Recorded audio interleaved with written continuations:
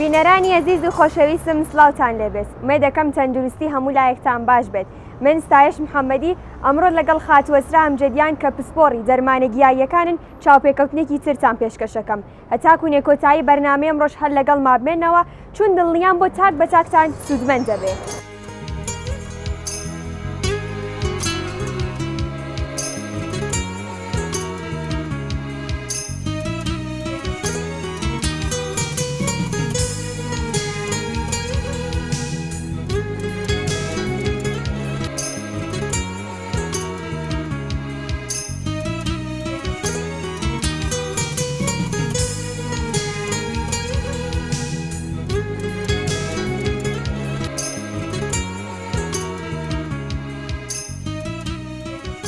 بینەرانی عزیز و خۆشەویستم ئەمڕۆ چاوپێکەوتن و گفتوگویەکی تایبەتی تر ئامادەیە هەتاکو نێکۆتایی بەرنامەی ئەمڕۆ هەر لەگەڵ ما بمێننەوە. هاتونگیان سڵاو. سلام عرض دەکەم خەمەتەوە عزیزەکە تشریفتانەوە گەهامە خەمەتانە. سپاس تەندروست باشن. سلامەت من مەمنونم. سەرەتا بۆ دەستپێکی بەرنامە ڕۆژ سڵای خۆتان بۆ بینەرانمان و بایۆگرافیەکی بچووک لە ژیانی تایبەتیتان و کاریتان بۆمان باس بکەن. بەناخوا ئەسرا ئەمجەدیانم متەوەلدە 71 پزیشکی تایبەتسۆنەتین لە دانشگای UTMA ئەرمەنستانە و 10 ساڵ ڕێکۆردە پەرتابنێزەی ئێرانی کە مندامگەریش بەدەستمەوە بووبە هەم لە خەمەتانە. زۆر باشە. سەبارەت بەرەم پیشەی کە هەتا لە دەرچووی زانکۆی وایە لە بواری تایبەتسۆنەتیەکە هەر لە ئێرانم دەرچووی زانکۆ بوویت و تەواوت کردووە ئەم بەشەیان خۆت لە وڵاتەکانی کرد چونکە ئێستا ئاماژە پێداوتە لە ئەرمەنستان. نەخێر لە ئەرمەنستانە دیپلۆمەم سان تر مستەقیما لە دانشگای سەپناو کرد و 2 ساڵ و پایەم خوێند و 6 ساڵیش دکتۆرای تایبەتسۆنەتی کە بەهمەنە ئیمساڵیش دکتۆراکەم کرد. زۆر چاکە. سەبارەت بەم تایبەتسۆنەتی ئەم دەرمانیەکە دەرمانێکی سونەتیە ئەمێ بزانم کە بۆ چارەسەرکردنی چ جۆرە نەخۆشی هایەک بەکاردێت. لە بەحسە تایبەتسۆنەتیە بۆ ئەکسەرە نەخۆشینەکان جوائاتەوە وەلەکانێ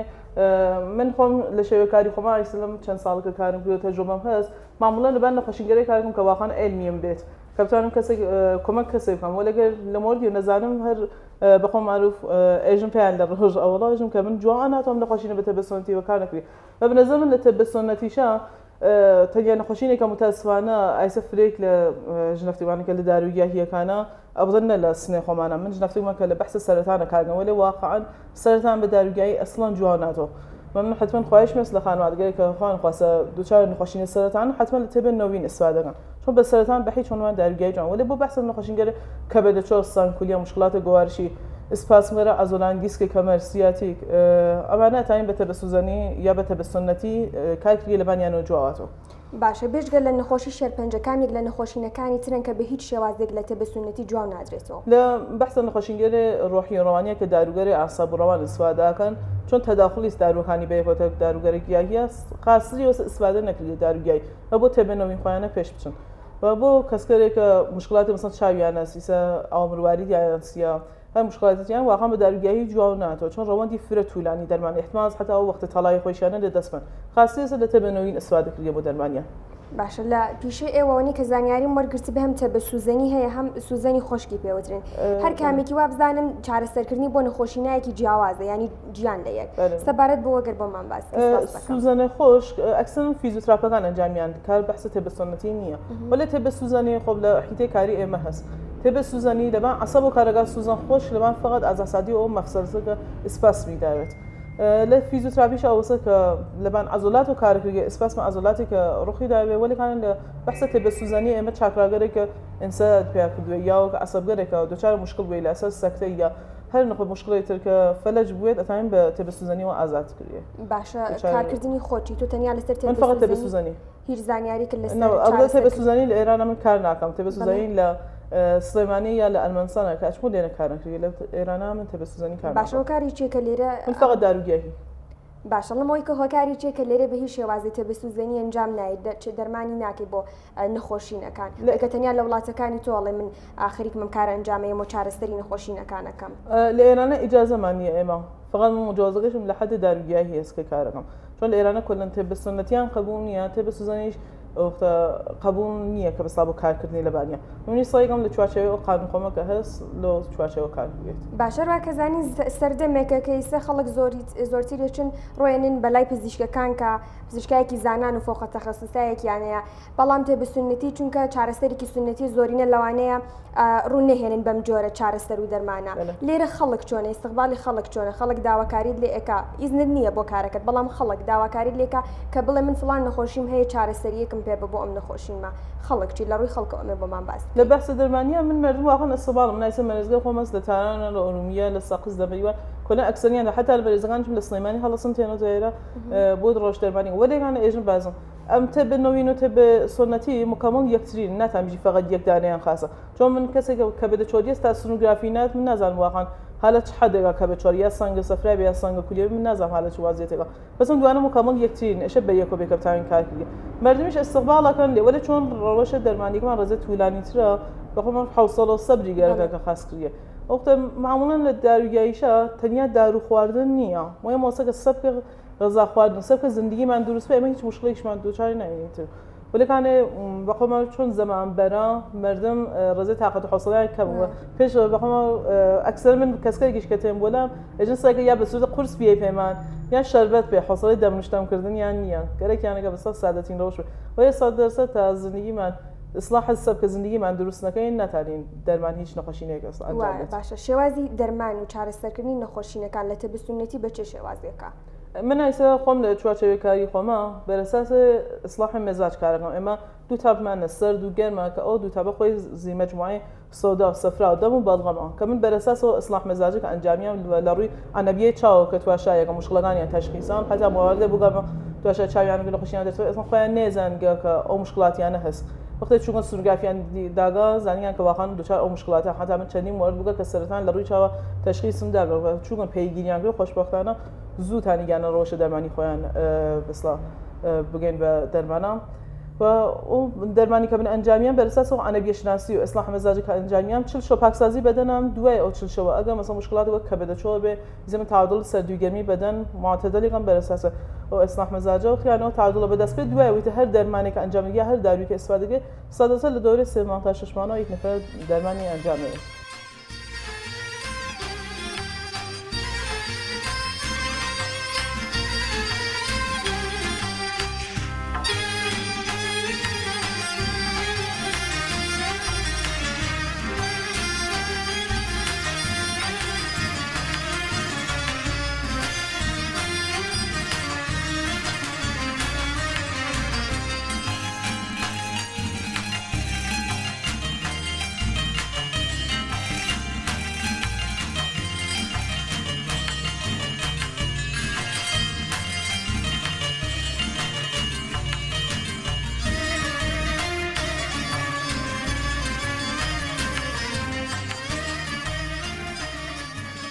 ئەو دەرمانانی کە تۆ ئەیە تەنیا داروهایەکی گیاهیە یان شێواز دەرمان و چارەسەرکردنی تەنیا بە داروگیاهیەکانە باشە ئەمە بزانم کە کاتێک کەسێ بیهەوێتە بە سونەتی بگرێتە پێش بۆ چارەسەرکردنی نەخۆشینەکانی ئایا ئەبێ سەردانی مەراکزێکی تایبەت بکات؟ 100% هەرچێک کە بەخۆمە علمیتر بێ ئێوە خاصەتان دەرمان ئەنجام دەکەن خۆ متاسفانە سریک لە داروگیاهیەکان ئەس فقط بە سوورتە تەجربی کارەکان حتا ناتوان ئازمایشی بخۆینەوە یا ئێمارای یا سنوگرافیک بتوانن کە بەسڵە ڕەوشە واقعا دەرمانەکەیان دروست پێ بچێت کە خوا نەخواسە ئەو یک نفر تووشێ و نەخۆشینێتر نەبێت بنظرم هەر شتێک خاصی وەسە علمیەوە بێ وەڵەفە بعدە تەجربەش بەدەستپێی لە کناریە چون تەنیا تەجربە کافی نییە بۆ دەرمانکردن ولی خاصیشە وەسە کە لە دانشگاکانە یا مەراکزە کە بە سورەتە واقعا قانونی علمی خەریکن پێشەچێ ئەم ڕۆژە دەرمانی کارکردی لەبانیە چۆن مامۆ داروگیاهی ئەو نییە بیژی بە ساڵێک و 2 ساڵ 3 ساڵ من خۆم 9 ساڵ زەحمەتم کێشا تاواخان توانیم کە بەخۆم ئیجازە بەم و داروگیایی دانم کە بێم بە مردم خەمەت ئەنجامە بەخاستی وەسە کە ئەژم لە خەمەتانە حتمما علمەکەی بێ متاسفانە سری ئامۆزشکاکان لە 2 ساعتە مجوزان بەتەرەف ئۆختا ئەوێنە دوکتور و داروگیاهی کارەکەن لەبانی ولی خاصی ئێژم وەسە کە خۆمان مواخەزە دیگەران نەکەین و بتانین بە علمی خاص رو پێش بچین و خەمەتکەین بە مردم باشە کە کاتێ چارەسەر ئەی بە کەسێ بۆ نەخۆشەکە دەی سەردانت ئەکات پێش لەوەی هیچ پیشکنینێک هیچ ئازمایشاتێکی بەناڵێکە ئەنجام وچەن حتمما ئەژم پێیان مەسەڵەن هەر بۆ بەحسە کیسە تخمدان و مشکلات فیبروموش که هستیان حتما نجم برم ولا دکتر زنان وقت سونوگرافیک یا آزمایش هر چیزی که لازم ببینیم و بعدا اگر دست من بر بید اجماع انجام دیگه تو بدون معافیانه به متخصصی که بشن ولا اوا فقط من لکنالیا تغذیه غذایی کانشان اجماع که چه رعایت کن که بعدا دوچار مشکل نه اگر لتبنوی نادرمانه کان ادامه ده که زودتر جواب گرنده وایە ئەوەی کە زانیاری وەرگرتی بەڵن کە زۆرینەی سێ بۆ چارەسەر وەرگرتن لە بواری نەخۆشینەکانی گوارش سەردانتان ئەەکەن بۆ لە بواری گوارشە چ جۆر بۆ لە بواری گوارشە ئەتوانێت هەموو کێشە و گرفتەکان چارەسەر بکەنیان بۆ تەنیا بەشێکی بۆ نمونە ئەوەی کە زانیاریم وەرگرت بتوانین چارەسەری بۆ زەخمی مەعدەبێ هیر و ئیلتیهاباتی ڕوودەبێ تەنیا ئەو دوو بەشە ئەتوانین یا سەرجەم هەر جۆرە نەخۆشین و کێش و گرفتێک لە بەشی گوارشا بێ ئێوە توانین چارەسەری بکەن من ئەیسا چوارچەوەی کاری خۆما لەبان بەحسە هەر ئەو جۆر کە فەرموتان گوارشی فقط لەبان بەحسە ڕفلاکسە زەخمە معدەش بەرەساسەوە ئەندۆسکۆپیە کە ئەیەم من بخوام تواشایکم که بزن واقعا لدست من برته و کاریان لبحث کلیت رودس اسپاسمگره گوارشیه کارکم لبانیم لبان بحث کبد چوره سفره سانکولیس بحث اتروز سیاتیکا میگرنا که صداسه دمانه جوام گرگله من فقط ارزم مخابطانه که لبان سرطان اصلا کار ناکم ولبان بحث مشكلات تشاويش مورد قريب وقت بتغذية غذائية أجل شدة فرن أو مثلا بحث عامر وادي تغذية غذائية كان متكلم لكن يجد لتبينه وينكم ما كان قرقا وقت مثلا سلامتي خواني يعني دوباره بده ساولقا ولی فرتی کارمن هرجا قلت لكم مثلا بحث كبد گوارش میگرنا بحث بخوام اسپاسم عضلانی لبانم کارگرو من فرت درمان انجامه وای پێت وتم کە من کارێکی نوێ منجام داوە بۆ یەکە کارم کرد تێبستونەتی لەسەر فەلەش بوو فکرکەم لە سلێمانیە بوو بەڵێ سەبارەت بۆ بە قسەمان ئەو مۆردێک بوو من ئایسە مدەتێک کە کار تەقیقاتی ئەنجام لەبانیە لەبان مناڵگە CPO هەست فەلەجێ مەغزی کە لە سلێمانی مدەتی لەوەم بە لێنە بووم لەبان مناڵێک و کارمان کرد کە 9 ساڵ بوو واقعا نەیەتانی دانیشێ حتا تەشەنۆژگەری فرە شەدید و طولانی مدەتی بوو ئێمە تقریبا نزیک بە 15 جلسەی کارم کرد لەبانیەوە لێنە بووم ئەو مناڵە خانوادەی فرە ڕازمیەوە کە کۆلەن تەشەنۆژەکانی ئێستا حەمڵەکانی نەماگا وحتى أبوظبي من الكناريشات شو منعلن بلعي شيء كامل يعني تاني خاص شبا فقط كان كتشكرك للبحث الداروية لتغذية غذائية كيا كتشكرك بو تبعه من على خاصة وتم بخانوادي كميكسي كمان أبوظش كل بخاطر آخر كديم من على واقع مقدار فكي شيء حركاتي وإيطالية تجاوبت تبى سوزانيش كانوا كل لبان بحث الجرداني وكواقعنا إيطالي جرداني راس بجاسش كل بخاطر جرداني راس جرداني شيء حتى من على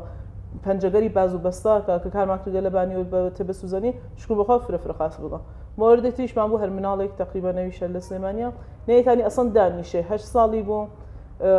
اویش هر CP بو تقریبا عیسی 12 جلسه کار ماکر خانواده ایجن که وقتی یعنی بسگک من بیگین باشو خو احساسی که هیزی سپاگریا صیقه که دانیشه تلاش خو ایقا کپتان دانیشه کامل زانوگری مثل حالت فرمی گرگا کپتان دانیشه شکل بخواه لبانو دو مورد خاص بگم ولی معمولا من لبان وقت دو مورد که کارم کرده یا بحث سکته بوده که کارم کرده لبانیش شکل خاف فرخ خاص جوابی داره سوم یعنی بحث فلجا ابدا بو بحث سکته لدو سال اوله هر کاری که انجام لیسه بحث داروگی یا هی بحث تبسوزنی هر کاری که جوابات دوی وقتی دو سال بگذره هیچ کاری که نکرده و مورد ایت رماد درمانی فرزایف شده ولی بو بحث فلجگر مغزی منالگری که CP اتوانین حد اکثر تا 9 سالگی 10 سالگی هر کاری که انکر لبان بدنی و جوعات و خویگه چون اشتا او عضلات نرمه او عصبگره اشتا جوادهی خاص را چون هر تسنی هم برده بانو جوادهیشان ضعیف شده باید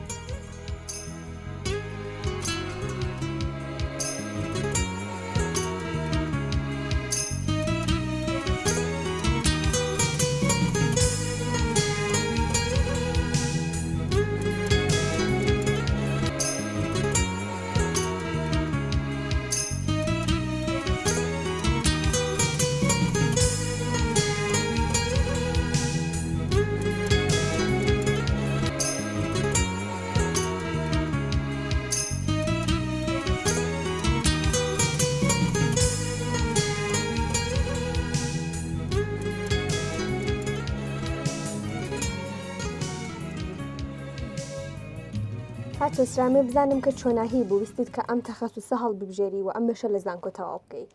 وەخەتی من ساڵی دەبیرستان بووم لە هۆتێلە تەکدانە مۆرەبیگە بینالمللی ماساژ ئاشنا بوون لێنە کە تایلەندی بوون ئەوان پێشنهادیان بە مندا کە چۆن قودرەت بەدەنیم فرە بوو ئامادەی جسمانی بەدەم فرە لەبانە بوو پێشنهادی نابووم کە بۆ دۆرگە بینالمللی ماساژ بچوم و چون شرکتم کرد و ئۆختەلۆ عانەی تر ئاشنا بووم بە بەحسە ماساژ بعدەن تەک بەحسە باتکێشە زانیم کە بەستاهر ئەتانم لە ڕشتەکەیە تەحسەکەم چۆن عەلاقەم بوو بێ فرە شرکتم کرد البته سال که کنکور شرکتم کرد قبول بوم پرستاریم هاور ولی کان ترجیح میدم بوم بحث طب سنتیه چون خون فر علاقم به بود چون ارمنستان و لنه سفناو که بودن شکاکی و وقت هر چنگا واقعا فر سختیم که شدم رایگا ولی کان تعلیم موفق بوم نه وقت 2 سال علوم پیام خوند و 6 سالیش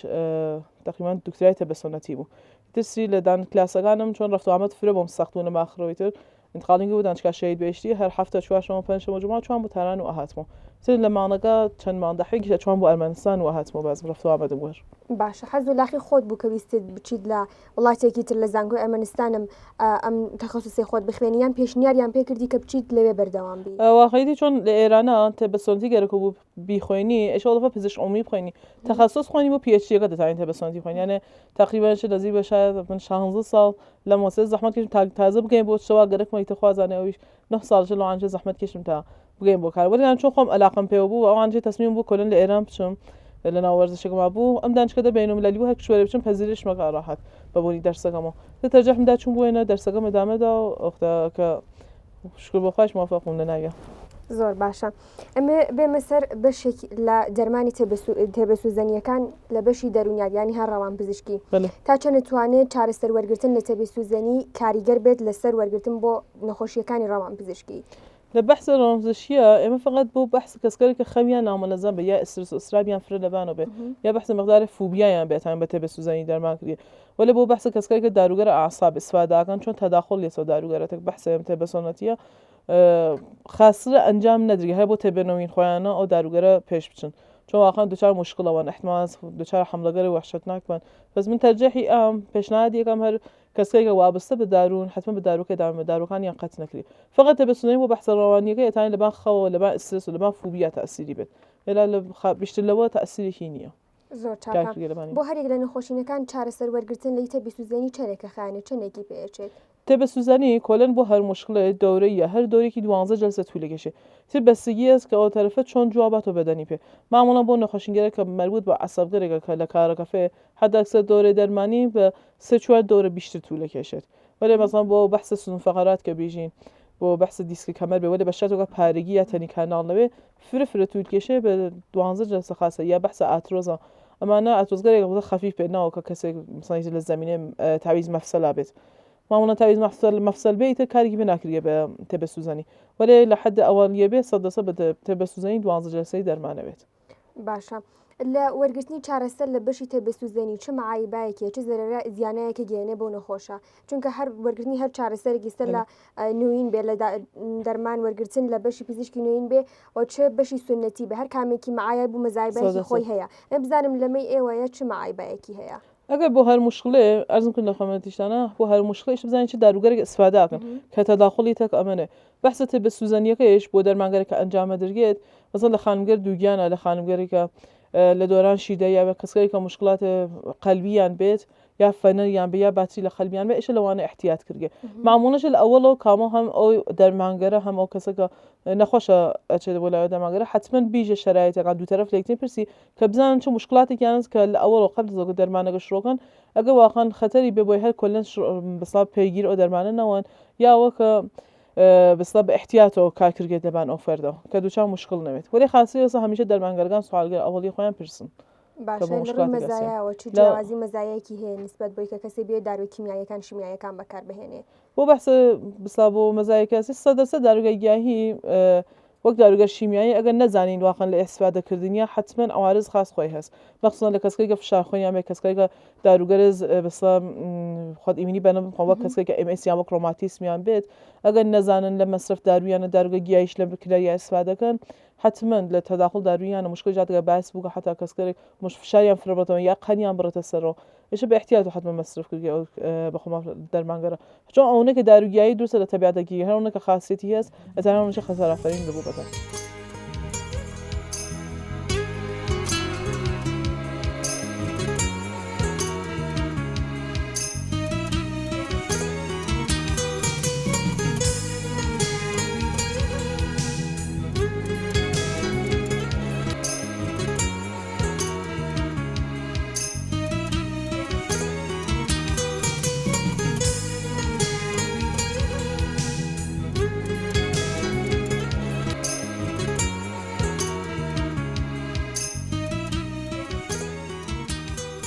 کەسێکە چارەسەر وەرەگرێەوە دەرمان بەکارێنێت لە بەشی تێبەسووزەنیە تا چەند نتوانێت کاریگەری لەسەر سیستمی بەرگری لە ژیانە سیستمی ئیمەنی بەدەنی کەسەکە دابنێ.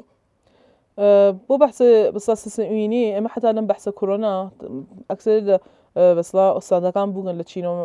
یا لە وڵاتگرتراکە پێگیریان بووگین تانیان تا مقدار سیستمی بدەن بۆ کەسکەرگە حتا مشکلات تەنەفۆسیان بووگە بە تێبەسووزەنی ئەتان ئەو نقاتە تەحریک کردگێ کە ڕیە حاڵەتە گەردش ئەنەرژی بیشتری بێت خوێنڕسانی بیشتر بێت و کەسکەری کە ڕیان دەرگیرە یا بەحسە گوارشی بووگەکە لە گوارشە دەرگی بووگە حاڵەتێک بەخۆمە کەمتر و ئەندامە ئاسری بووینە من حتا خۆم کە لە دۆران کۆرۆناکە کۆرۆنایکە کردم هەر بە تێبەسووزەنی بە بەحسە تێبەسووجوو کە ئەوی شاخێکە هەر وەک تێبەسووزەنی لەبان خۆم و کارم کە ڕیەم واقعان دەرگیرنەوە تانیم کە بەسا لەبان دەرمان خۆم کار ناژم کە دەرمان تو کامڵەوە وەلێتانە کۆمەکۆنەندە بێت لە کنار ئەو دەرمانەکانترەوە باشە ینی تێبەسووزەنیش بۆ کۆرۆناش بۆ ئەژم بەحسم ناژم بۆ دەرمانی کامڵ بۆ کە ڕیە کەمتر ئاسری بوینێت خۆ بیاوکە من هەر جۆرکە وتم لە خەمەتانە ئەو مدەتەکە کۆرۆنام خۆم مەسە بۆ یاوێکە بووم هەر بە تێبەسووزەنی تانیم یا خۆم کۆنتترۆل کەم ئۆختە تانیم کە چۆن ئەمەستە جێ نەکەفە فێرن ئەم بەحسە دەرمانیە لەناو بەسا وڵاتێمە مردم کەمتر ئاعتمادەکەنشە بە مرور بسلا ئەو شتە جێکەفێ بۆ مردم من حتا بۆ خۆم کە ئەو مدەتەکە کۆرۆنامکە یاوم کرد بە تێبەسووزەنی یا خۆم هاور دەخوار سایم کرد کەمتر مەسڵە ئەوە ئەنتیبیۆتیک وارد بەدەن خۆم نەکەم بێ بسلا بدونە تەجویزە پزیشکە دووچان مشکڵنەوە هەر شتێک لە حەدە خۆیە بە خۆمە ئەتانێک کار کردێت لە بەحسە سیستم ئیمنی بەدەن خۆیە چۆن زیای خراوەوە کەمیشی بێتەسیرە کاتێکە نەخۆشی دێ چارەسەر لە لای تۆ وەرەگرێت دوایەوەی کە چارەسەرەکەت پێدا چ تۆسیهایەکی پێ ئەەکەیت بۆ هەر کەسێ لە تابگەر مختلفە مثلا سەودا سەفراداوم باڵغان فەرقەکان بازێکی هەست خۆ چۆن بەبوونی داروگەرە شیمیایی کە ئێستفادەگا لەکردن ناتوان لە داروگەری گیاهی ئێستفادەگا من تێم بە تێبەسووزەنی یا بە تێبەسووجوک کە تێبەسووجوکی سوجوک یانە دەسوپا دەرمان لەبان دەسوپا ئەژمێ کە چکە دەرمانگەری خۆی لە ماڵە لەبان بەدەن خۆیەوە ئەنجام بات بە وسیلە ئەوانە حتا مثلا هەست وەرزشکەرێک ئێژمانی یا ئەو کە ئیسلاح تەغذیە غەزایی مەواردە معنە مەصرف خۆراکیەکانی ئێژم پێیان کە ئەو شتێکی خۆیان لەکنار ئەو دەرمان وان ئەنجامیان بۆیان ڕایەتیگەن 100% نەتیجەی بیشترەکردن باشە بەرەساس هەر تەبعی فەرقەکە بەیەکەوە وایە لەو کاتێەوە کە دەستت پێکرد بوو سەرەتای دەست پێ کرد زیاتر چ شتێک بۆ تۆ زۆر قرس بوو زۆر زەحمەت بوو لەم ڕێگایە کە دەستت پێکرێت تاکو نەخۆت لەگەڵ یا ڕابێنیت واقعەتی چۆن من بەخۆم معروف ئەم ڕێگە کە ئینتخابم کرد بۆ خۆم بۆ دەرس تەحسیلیمۆ چۆن هەزینێ بە دولار پەرداختەوە من تەرجیحمدا حتا لە ڕۆژەوەڵێک کە شڕۆم کرد بەم کارمە بە خانوادەم و دوم گەرێکم کە لەبان پای خۆمە بێسم من حتا ترمە ئەوڵ دانشکام چۆن هەزینەکان بە دولار پەرداخت بە وام واقعان هەزینێ دانشگای خۆم پەرداخت بەشکر بۆ خۆش موافق بووم شاید من مایسە ئەکسەر ڕئیسبانەکان لە سنە ئەم ناسن ئەوە وام هاوەرگە لە بانەکانان و شکر بەخوا ئەوە بەخۆمە حتا ئەفرادێکە لە ئەترافم ئیتمینانیان بە من بووگا ئیسە یا زەمانەتیان کە یاچف خۆیان ئەکسەن ئەم ناسن شاهدن کە من واقعا زەحمەتم کێشا بۆم دەرسە شاید بێژم بە پوڵ خۆمان نایسم من تا پارەکە کە دکتراکەمسن بەڕاحەت نزیک 500 میلیۆن فقط خەرج دانشگاکەم کرد کە واقعا سەخت بوو هەم لە کناریە کارمە کرد چۆن من لە ئەوڵە شڕۆ بەکار کرد لەناو باشگا وەرزشیانە لە ئستەخرەکانە کار ماساژم ئەنجامەدا حتا لە تارانە ئاچوون لە کلینیکەکانە کارمەکە تا بە مەراتب تەحسیڵاتم کە چوە تانیم بسڵە لە کلینگەر بانترە لە تارانە بتان شڕۆ بەکار کەم و حتا لێرە کارمە کرد داروگیاهیم دانیا توانیم هەزینەی دانشگای خۆم بەدەست بێنم و واقعا زەحمەتم کێشا فرە سەختیم کێشا مەخصوصا ناجادە واقعا ئەماون لە گەرما سەرما ناجادە لەسەر مەرزا بنیام ئەماوە تا توانی هاتو چووکەن واقعا زەحمەت کێشا بەڕاحەتی بەدەستم نەهاوەرکە گەرەکم بێ بەخۆمار بەڕاحەتیش لە دەستی بەمم کارە واقعا قەدری ئەزانم لەحزە بە لەحزێت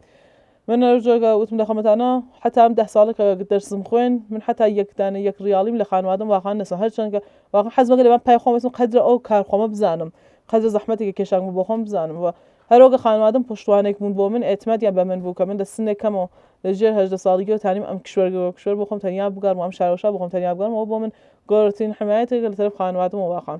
من هەمیشەش مەدیونم هەم باوکم هەم دایکم هەم واقعا ئێرادە و ئێعتمادێکە خۆم بە خۆم بووم هەمەتێکە خۆم بووم هەمیشە مەدیون خۆمم کە توانیمە لەوان پای خۆم بێسم باش شتێکی گرنگەیە کە لە ژیانی تایبەتی خۆتاوە ئەم ڕێگەیەکە هەڵە بژاردووە کە تۆکو خاتونێکی کەمەندام توانیت ئەم هەموو سەرکەوتنە بەدەست بهێنی چی بوو وای لێ کردی کە بە بەردەوامی هەر لەم ڕێگای کە هەڵە بژاردووە بەردەوامی وە هیچ کات بیر لەوە نەکەیتەوە کە بۆ یەک چرکەش کۆڵ بیت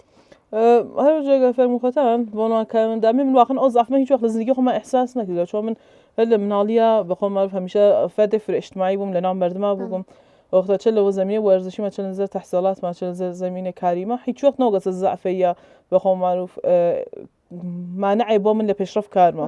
همیشه اینا جامعه معلولی نبودم. حتی من زمان اولین کسی بودم که لسنا گردمایی معلولین برگزار کرد. من ل 3 نفر معلول شروع کرد ل آخرین گردمایی 13 گردمایی که برگزار کرد 32 نفر معلول تانی لما بکش مدارو و جوری بکیتر احساس خجالتی نکنه جامعه بن باید مشکلک نبی. شو بخوام موافق من زمین خودم خودی با من اصلا هیچ چیز مهم نیه. حتی من لبرنامه‌گری کبوق و همیشه وقتم که معلولیت من نوقس محدودیت با من کیجم. معمولاً کسی که احساس معلولیت کن یا کسی که لبنان منو افکر کرد احساس محدودیت صد خوی ضعفی کی هست. چون فرق اعتقاد مسبوق کم من هر چه فکر کنم مورد خودم دیگرانش وافکر کنم لبنان. چون اعتماد بخوام به دیگرانش اعتمادی است. شاید سفر کسی فکر کنم عمل حد اختصاصی بگم ایشو واقعا براتنا بخوام دل کارک خوی بسنجنه بزنه که چنک تانه موافق به لازم. شاید من عیسی به نازل هنا اطرافیان خما یا نه خانواده خم واقعا با غرور و خیلی مجموع انسانی که بخوام متکبر نیم ولی من واقعا موافق تیم فرد بگم نه خانواده ما خانواده اسلام دیگه باکم واقعا بنیام موافق بگم شکر بخواش هیچ وقت بخوام تکبر نمیگیره با موافقت و بگم همیشه لخمت هرچی که سبب بگم همیشه کنم.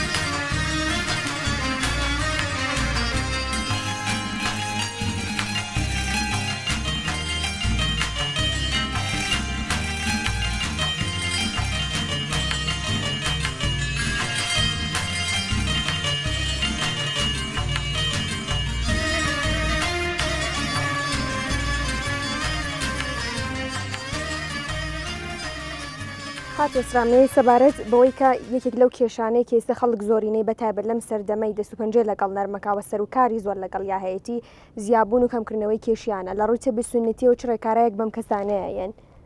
و کەمکردنی ئەزافەکردن وەزن لە ڕۆیشە تێبەسۆنتی ئێمە بەرساس پایەمەزاجەکانە چۆن معموڵەن کەسکەی گەس کە مراجعەکەن ئێژن کە ئێمە ئێستۆبوەزیمان ئەس ڕژیمە یاوەکە ڕژیمە گرین یا ئێژن وسلا هست سیروژه ما رمضان هیچ ناخن یک گرم وزن کم نمی بخاطر اصلا پیامزد یا مشخص نیه او استوزنی باعثه که وزن کم نکن یا که وقتی کان رژیم که اگرن وقتی وزن کم کن دوباره برگشت پیا کنه بخاطر اصلاح مزاجیانه انجام نده برسات پیامزد خویان نوگا این اصل کم کردن و اضافه کردن وزن دو چند مشکلات هرگز برای او طبیعت خویا که اصلاح مزاج انجام دیگه به اساس او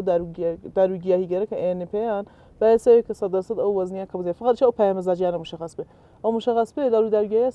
تایی نما او کاش وزن اضافه وزن با موردی که گرکیانه انجام بده پایان باش لە ڕووی جوانکاریش و زیبایی هەنێشت هەر بە ئێستاس پایەمەزاج ئەگەر لە کە سوورەتیان بێ لە کە مەسەڵ دومچاویان ئەو مەربوط بە بەسڵ کەبێدیان بێ کەبێدە چۆریان بێ ئەرێشە حتما کەبێت پاکسازی وە لێگەر نا ڕەبتی بە کەبێدیان نەبێ و بە تێپسوزەنیەکە حتما خاسەوێت زۆر چاکە ئەمەوێت لە مەشە زیاتر تەرکیز بکەم بەسەرەوەی کە توانیوتە کۆمەڵێک مدال بەدەست بین لە هەنێ لە وەرزشایەکی جیاواز شەترەنج و ئەوەی کە پەرتابنەیزەیە سەبارەت بەوانە قسەمان بۆ بکەی کە ئایا ئەمانە دوایەوەی کە دەرچووی زانکۆ بێن بەشە تەواو کرد دەست کرد بە وەرزش یا هەن پێشتر لەوە شەر لە بوارەکانی جیاوازی وەرزش تا تۆ هەر ئەکتیو بوویت و لەگەڵ لیانا بەردەوام بوویت من مناڵیەوە لە کلاسیک و دووە حداقل کارم کرد لەبان بەحسە ژیمناستیکە لە ژیمناستیکا کارم کرد و دوایەوەیشە کە ژیمناستیکە مدەتێک چۆن مشکلاتێکم پێشکەم نەمتوانێت ئیدامەی بام دوایەوە چەند ساڵێک لەناو ورزش شطرنج جابم اویشم که استوبداله نمیتونی ادامه بدم چون خودی مثلا مقطع تحصیلی ما دوی ویتر وارد پرتاب نیزه بوم که 10 سال پرتاب نیزه کارم کرد رکورد مثلا کشوری به دست منو مدت 10 ساله یه تقریبا 3-4 سال آخری که ورزش من انجام داد تک همزمان درس کم ابو خو هم درس خوندم ورزش میکردم کار میکردم زۆر چاکە لی وەرزشەکە نظر کامێکی پێش لە زانکۆ بوو پێش لەم تەخەسوسێکەوە نه همزمان بەیەکەوە بوو هەمووی پێکەوە باشۆکارچی بوو کە شەترەنجت وەلا ناوە و بڕیارە داکێتی بیتە سەر پەرتابنەیزە خب بخوام علاقه انسانه مدتك بخو لبان ورزشان منت و وقت ولی کن چون خواردی او درسگانم چون مقطع دبیرستان درسگان سانی درابم نمیتوانی دل سال دوی دبیرستان دوباره چون ورزش دو میدانی و وقتی باشه ایسا لسه هیچ کامێکیان بەردەوام نیت عزیزی ورزش نام فقط بو بحث سلامتی خۆم گەکای بۆ باشکەش چون ولا فقط دەرسەکەم و کارەکەمە باشە تۆ لەی پەرتابنەیزە توانیتەم هەموو سەرکەوتنە بەدەست بێنی بۆچی وەلات ناوە ئێستا بەردەوامی لەسەری واقعیتی چون یکی اصلا بورجه اختصاص نداره هر دفعه ما با مسابقات چون واقعا اکسترا مشکلات فرا بو فرد فشارگاه روحی بیشتر بو نه زمین درست حسابی نه دفعه من با تمرین کردن نه بخۆم عارف ئیمکاناتێک خاصمان بوو ئێمە هەردەفە من حتا بۆ وەرزشی چوام گەرمترین ساعتی ڕۆژیان دانیا بۆمە پەرتاب لێزە چۆن یاوت خەتەرە وەختە زەوینە خاصیان اختصاص نادا بێمە وەختیانە چۆن بۆ وەرزشمانە کرد ئێمە تایمێکە دایانن یا من چوام وەرزش دوای مەدرسە چوون ساعت 12 لە مەدرسە چوام بۆ 22 گوڵان لێنە وەرزشم ئەنجامەدا تا ساعت 3:30 چوار یعنی ئەوجێ گەرماکە بوو ئەو تایمەکە من وەرزشم ئەنجامەدا و حتا 2 ساڵ ئاخریش کە ئەسڵ زەوینیان اختصاص نەدا پێمانێمە بۆ وەرزشکردن من لە تقریبا نزیک بە باخ خۆمانە لێنە نێزێکم سند و لێنە خۆم تەمرین ئەنجامەدا ئەسڵ زەوینێکیان نەدا پێمانێمە کە تەمرین کرد باشە هەر لی پەرتاب نێزەکە خۆت مامۆستاشتە بوو دەورەهایکی تایبەت چووی کە توانی بەشدار بیت لە مسابقاتی کشوەری ئەو ئەنەکە ئێمە کارمانەکە متەسەوات هیچ مۆرەبی خانمێ لە سنە نەبوو وەختە مۆرەبی خۆمایە موسا محەممەد ئاغای نادر جبرەیلی بوون کە تەکەمانە تەمرینمە کرد معموڵان بەسوێتە بە خۆمان یایسە تەلەفۆنی هەرچێ تەمرینەکانی ئەوت پێم چۆنەوانە ئەتانی بسڵە بێ لە ناو محیتە کای ئێمە تەمرینە ئێمە وەختە خۆم بە خۆمە یاداوەری ئەو تەمرینگەرە کە ئەیان داپێم تەمرینمە کرد و وەرزشەکەم بەدامەدا باشەی خۆ دوای ئەوەی تێنە کۆشایکە بۆ کۆمەڵە کوونەرجوو بێتە و لە بواری وەرزشەکەی خۆت فێریان بکەیت خۆم چۆن بە ئەو مختەریشە دەرسم ئەخۆین واقعاً وەخت ئەومەنەوە وەختی منەوە تایمیشی منەوە واقعمتانم کە دەرسەکەم ئەدامە بساوە دەرسەکەم یڵکەم و بەشۆن وەرزش ئافچم وەختە تەرجەحمدا ئەو ئەنەرژیە کە بۆ وەرزشەکە دایێنم لەبەن دەرسەکەم و سەرمایه‌گوزاریەکەم بیشتر باشە چیرۆکی ژیانی تۆ زۆر شتی تایبەت و جۆرواجۆری تایە وە پڕ بۆ لە تەجروبەکردنی کۆمەڵە شتی جیاواز کێ لەم ڕێگا بە بەردەوامی پاڵپشتت بوو حمایەتی لێکردی هاوکارت بوو 100% من لەم بە خۆمان موافقیتگەرێکە بەدەستم هاوڕ خانوادەم ئەوەنین کەسێ بوون چۆن واقعاً ئیجازەیاندا بە من ئەو ڕێگەیانە بە مندا کە من بتوانم بە شۆن وەرزش بچم بە شۆن دەرسەکەما بچم ئەوەڵی هەر شتێک واقعاً بەخۆ معروف همەتە خۆم بوو کە توانیم واقعاً ئستارتی لەم لە کارەکان دوومیشی کە خانوادەم واقعاً ئسپانسەرم بوون لە هەرچێ بابەتە هاوکاریان تێکونا بوو کە بتوانیم هەم دەرسەکەم و هەم وەرزشەکەم بەدام ببڕ باشە لەم ڕێگە کە ئاماژە بێتە بنەماڵەکەم بە بەردەوامی پاڵپشت و هاوکارم بوون و یارمەتی دەرم بوون لەم ڕێگانەی کە من ئەڕۆشتم زیاتر خۆت چۆناهی توانی و ئەم متمانەی لایەن دروستکەی بڕوا پێ بکەن کچێک لە تەمەنێکی کەما پاڵپشتیەکەن حمایەتی لەکەن لە شار لە وڵاتێکی کە بێت لە ڕووی دەرسەکەی بیخوێنێەوە ئەم هەموو شتە جۆرواجۆرە تاقیب بکاتەوە چۆن توانیت ئەو متمانەی لەگەڵ بنەماڵەکە دروست بکەیت من واقعاً کارێک یا شڕۆ ناگەم یا شڕۆکەم واقعاً سەیەکەم تا آخر خاست پێیجۆری بووم ئەدامێ بە من هەر لە ئەوڵ کە دەرسەکەم شڕۆ کرد یاێ ئێتوان حجەتی کە تە خۆماگردن وتم یایشێ تا دکتران نەیخوێن یای خوێنم واقعاً بە بهترین شکڵ ئەدامێ بەم کارەکەم هەرجۆر ڕۆژ ئەوڵ کە شڕۆم کرد پێ ئەم کار چ وەرزشەکەم چ دەرسەکەم تە خانوادەما قسەم کرد وتم ئیجازە ئەومە پێ بەیان کە خۆم واقعاً سابت کەم هەم بەخۆم هەم بە ئێوە کە بتوانم وەشکر بۆ خۆش کە توانی موافق بووم و هەم دایک و هەم باوکم واقعاً حمایەتیان لێم کە چۆن فرێک لا جامای خۆمانەوەین دایک باوکان کەنچیەکانیان مەحدود دەکەن و ئیجازەنان حتا تەنیا خۆیان لە دەر و بسان لە ماڵ بڕونەوە لە خیابانە بگرۆمە وەلی ناشکر بخوا من ئەو حمایەتمە بوو توانیم کە تەنیا خۆم حتا ئەکسەری کشوەرەکان تەنیا خۆم بگەڕم تانم کە بسڵا و استقلال هەم ماڵی هەم بە خۆمان کاری خۆمە بەدەست بێرم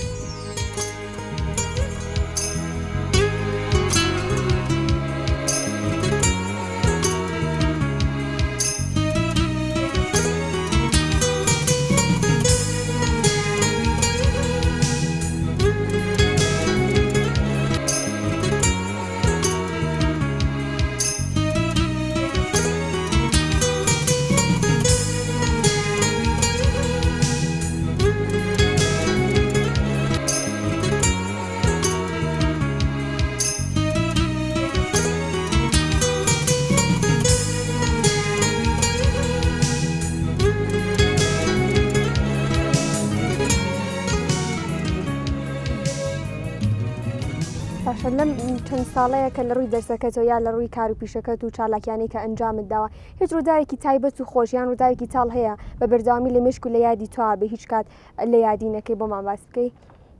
وەڵام ماوەردێک بۆ 100% سەختیگەری خۆی بوو من حتا دەفێکا بووم کە ئەچوامە قوتاران ڕەفت ئامەدگەرێکە بووم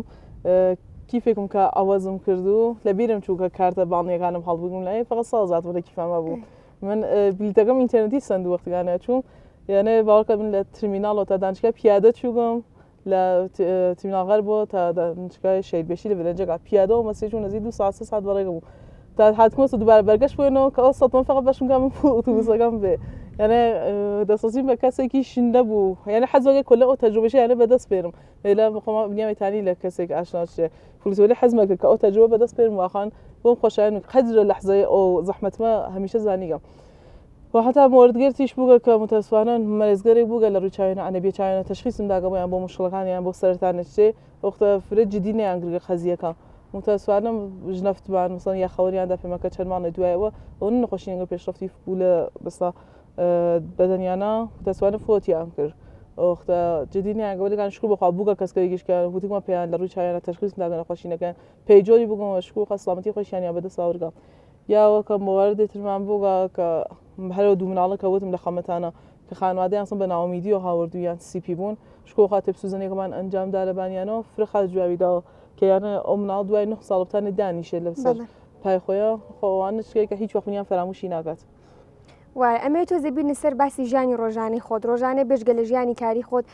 ژیانی ڕۆژانە چۆناهی بەڕێەکەی یانەوەی کە بزانم چەند کاژمە لە کاتی خۆت تەرخانەکەی بۆی کە لە دوکانەکە لە بشی داروگیاکەش لێ بیت و لە کارەکانە بەرداوام بیت و خزمەتێک بە خەڵک بکەی. ئەیسە لە حاضرە من جیا لە کارەکە خۆم خەیم لەبان کار تاقیقاتی و کارەکەم لە بەحسە تێبە سوزنی و تێبە سوجوکە کە قبلا يعني تا قبل از كورونا من برنامج جوری بود ورزش و چوام منظم کلاس زبان چوام ولی كان عايز لمدته يعني واقعا خصيشم انا بس لا فعاليتهم في ربوع ترجعهم دا یک سال استراحت کردم دوای و دوباره ادامه به ولی كان لبان کار تب سوزنیگو خریدم وقت تحقیقات انجام تب سوجوک لبان بحث نخاشینگی مختلفه که حتی کسایی که اگر تبیان یک به نخاشینگان یکی به ولی چون روش درمانی کان یعنی یک نیا خریدم لبان و کارگرا مثلا کارکم بیان و وقت ان شاء الله بنتیجه شده ان شاء الله باشه تو هەموو جۆرە جۆرە لە ژیانت تاقی کردووەتەوە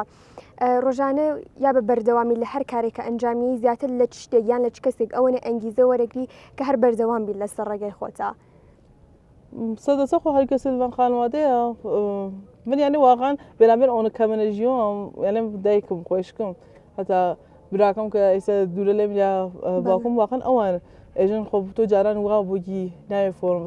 حالت سوسو بدون عميد بي چون واقعا نم 2 سال ديشم اخريشا ام بحث كورونا پیش که واقعا انسان نظر روحي قشتي اسيبي دي يا عزيز قال ما ندست قال نظر روحي انسان نجي كممتو ولی کن نه شکر بخوا اوان من یا هول داغ برojlo دوباره نیانش که ضعیفم او انرژی خم له دست بم صحیح کم بخوام معرفش که انگیزشی فرو بخوام کتاب وجود فرو بخوام نمورد که حداقل او توان خم له دست نم زۆر چاکە باشە ڕێی ئەم قسەیەکە یەکەم پرسیارەکە لێت یەکەم ڕێی تۆ وەربگرم لەسەری ڕێکە زانی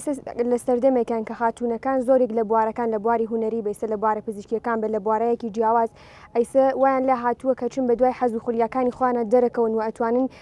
سەرکەوتوو بن لەم سەردەمەیسە ئەوانەی کە خانمەکان کە یەنی لەم زۆرێک لە مجالەکان سە مجالە جۆرواجۆرەکان چ هوەری بێ چ وەرزشی بێ نسبەت بە سەردەمی پێش زۆر گۆڕاوە بەڵام یەک شتیەوەی هەموو کات کە بوتومە کاتێک کافرەتێ لە هەر بوارەکە سەرکەوتوو بێ دوو ئەوەنەی پیاوەکان هەڵی بۆبە تۆ ڕۆڵی خانمەکان لە نێو کۆمەلگامان لە سەردەمی ئێستامانە لە هەر یەک لە بوارە جیازەکان چۆناهیە بینی دەمێ ڕێی خۆتم پێ بڵێ لەسەرە سەرکەوتنی خانمەکان لە سەردەمی ئێستا کە زۆر شتیان توانیوە بگۆڕن نسبەت بە سەردەمی پێشووتر من ئەیسا لە سەحان ساڵەکان خۆمان هەست واقعا لە خانمەکانە حتا من بووگە لە هاوکلاسیان خۆمان سریان واقعا موفق بووگەن دیگەمە سریان نە هێشتا بەخۆمەوە بە تەمەر کۆنکور دانیشکرد کە بەخۆ معروف ڕشتەی خاص بگە هێشتا دانیشکانە چوو یا خۆیان دەستەکەم گرگە ولی من نظر من لأول استارتي واقعا كارجة بجدية شروقه چون قرار بيجر بسوسيو بكايا بشوخي كارجون چون أنا عمر زود أجزاء أنا زود جزراس وقت بنيام زود زمان لدسا خاصة که خو من بخو من ثابت کن و حجة و قرق من ببنا جامعة أطرافيان بخانواده خو من إثبات کن 100%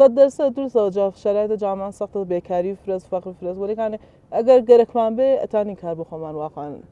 جور کن فقط واسه یک ذره همتی ولی ام گشت جمعیت هست میام تنه اشتغال وجود بره کاری بخوای درست که مفید بود گشتی لیسواده که به نظر من مقدار همت خو مانی گره که و تو تا هیچ پیش زمینێکی هوەری تاقی کردووەتەوە یا پێشتر لەسەریت کار کردووە یا تەوێت کە لەمە بەدوا بەشێکی تریش بەشایەک لە هوەر کە حەزت لێیەتی بهێنیتە ناو ژیانی ڕۆژانەتەوە من قبلا نقاشين واقعا في خاص بو كان نقاشين فرنا ولا واقعا وقت منيا فرح زغم بكار موسيقي ولا واقعا وقتي من وقت هايسا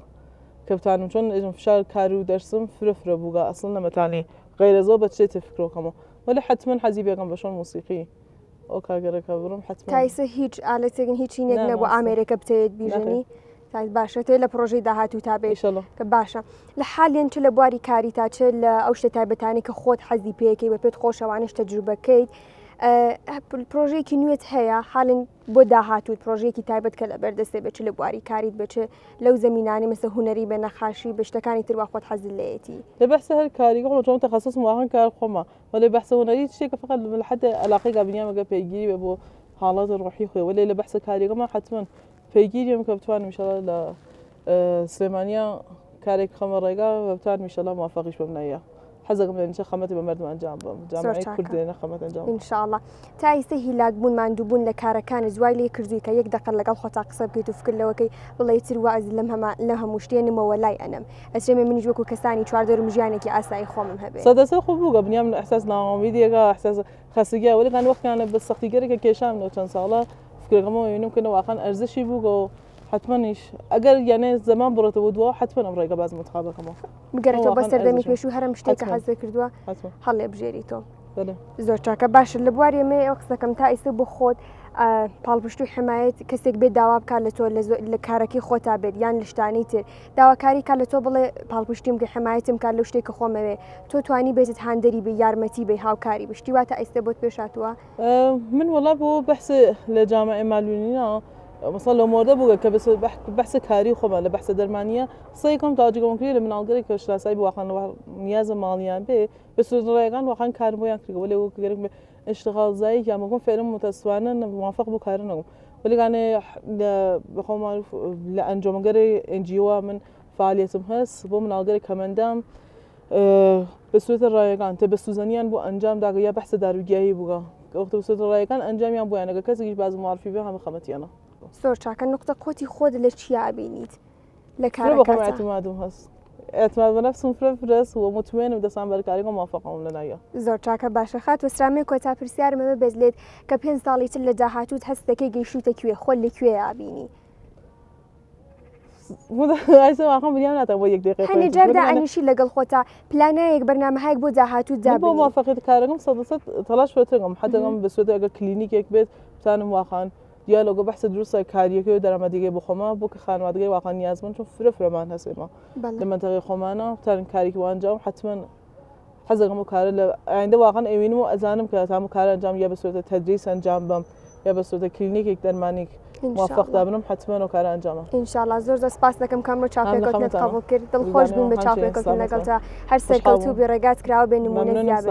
زۆر سپاس دەست و چاوت خۆش بێ خۆشەویستانی من سپاسدانەکەم تام دەقەیە لە بە دیاری شاشۆ بەرنامەمانەوە دانیشتن هەتا خوا ئامادەکردنی بەرنامەیەکی تر هەمووتان بەخوای گەورە سپێرم ئاگاتان لە خۆتان و باشیەکانتان بێت